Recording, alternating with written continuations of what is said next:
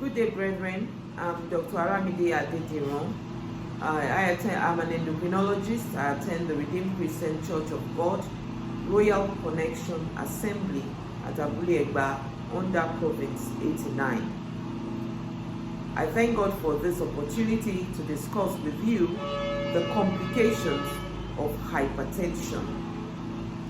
Hypertension, simply defined, is a raised blood pressure. Hypertension could be classified as primary or secondary. Primary, also known as essential hypertension, and the secondary as a result of either a kidney disease or a hormonal problem. Now let's go straight to the complications. Hypertension can affect the brain, it can affect the heart, it can affect the kidneys.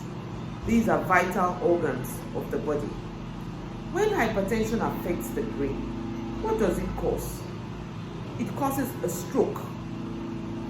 Now, this stroke could be as a result of the fact that hypertension affecting the vessels supplying the brain prevents enough blood getting to the brain cells and causing death to the brain cells.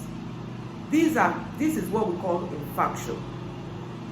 On the other hand, hypertension could affect the vessels. The blood pressure will be so high that the vessels will rupture and there will be blood spilling into the brain cells. This too is what we call stroke. Patients that have these things present with weakness on one side of the body, deviation of the face to one side, and they could have speech difficulty. Hypertension affecting the brain could cause death at the point of that incident. If patient survives at all, majority of the patients are not able to get out of the problem of moving their limbs. Only very few of them recover to the fullest, and any repeat could lead to death. Hypertension is a condition that also affects the heart. How does it do this? It affects the supply of the heart muscles. The blood supply to the heart muscle is affected and reduces the oxygen supply to the heart muscles, and of course causes death to the heart muscles. That is what we call a heart attack. That is where you hear stories of people holding their chests, shouting, and they slump and then they are found dead. That's a heart attack. We can prevent this. Hypertension can also affect the heart. At the early onset, causing the heart to be enlarged. That is why majority of our hypertensive have very big hearts. And if this continues and the blood pressure is not controlled, the heart will fail.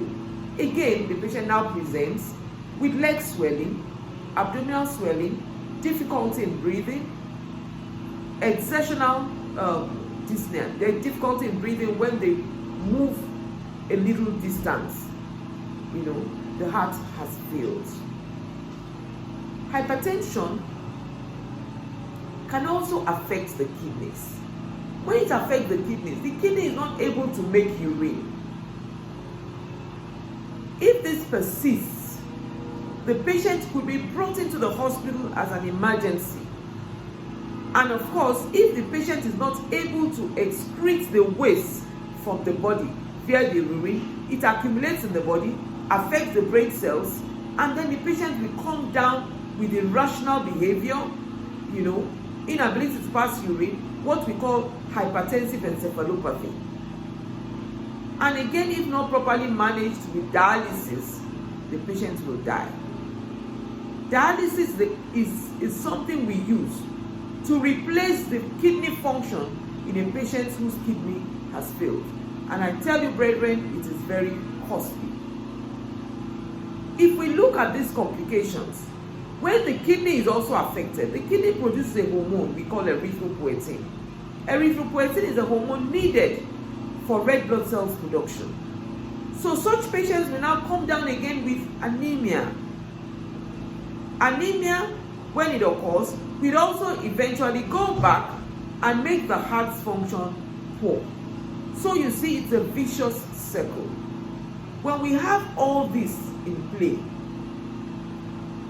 we can prevent all this simply by one, if you are diagnosed to be hypertensive, take your drugs regularly, attend your clinics regularly in order to prevent these adverse complications of hypertension.